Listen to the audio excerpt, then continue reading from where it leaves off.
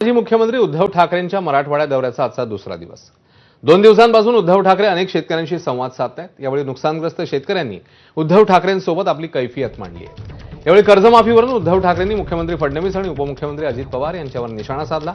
टीका करतानाच उद्धव ठाकरेंनी मुख्यमंत्री फडणवीस आणि अजित पवारांची कर्जमाफी संदर्भात दिलेल्या आश्वासनाची ऑडिओ क्लिप देखील ऐकवली आहे।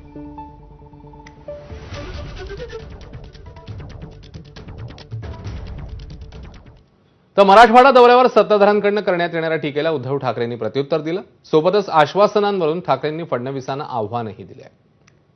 मी मुख्यमंत्री असताना आपत्ती आली होती आणि तेव्हाही अतिवृष्टी काही ठिकाणी झाली, सतत धार पडत होती आणि तेव्हा देवेंद्र फडणवीस तत्कालीन विरोधी पक्षनेते जोरजोरात सांगत होते ओला दुष्काळ जाहीर केलाच पाहिजे, बोलले होते ना। आणि मुख्यमंत्री झाल्यावर काय म्हणतात, ओला दुष्काळी संज्ञाच नाहीये। निवडणुकीच्या आधी म्हणाले होते आमचं सरकार आलं तर 7/12 कोरा करू, आता म्हणतात योग्य वेळी आम्ही कर्जमाफी देऊ। आणि त्याच्यासाठी मी आज त्यांना आव्हान देतोय की तुम्ही जे बोललात अशी एक तरी गोष्ट दाखवा की जी बोललात आणि तुम्ही केली, तुम्हाला 1000 रुपये बक्षीस। मागे मी फिरत होतो, मला तुमच्यापैकी आता तुम्हीच सांगा मला, कारण आम्ही त्या बाबतीत अडाणी माणसं, शहरी भाऊ। मागे माझ्यावरती टीका होत होती, याला शेतीतलं काय कळतंय, नाही कळत, म्हणून मी शेतकऱ्यांच्या मध्ये जाऊन उभा राहू शकतो। तुम्हाला कळतं तर तुम्ही येऊन उभे राहून दाखवा।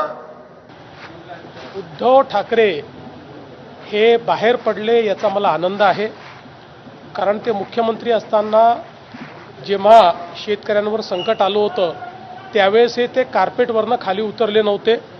त्यामुळे आता किमान सततच्या प्रभावानंतर त्यांना एवढं तरी लक्षात आलेलं आहे की लोकांमध्ये जावं लागतं। पण आपणच बघितलं आहे की अनेक ठिकाणी शेतकऱ्यांनी पाठ फिरवलेली आहे, कारण त्यांना माहिती आहे की निवडणुका डोळ्यासमोर ठेवून या ठिकाणी हे आलेले आहेत। सरकारचं पॅकेज हे लोकांच्या खात्यामध्ये पोचतंय।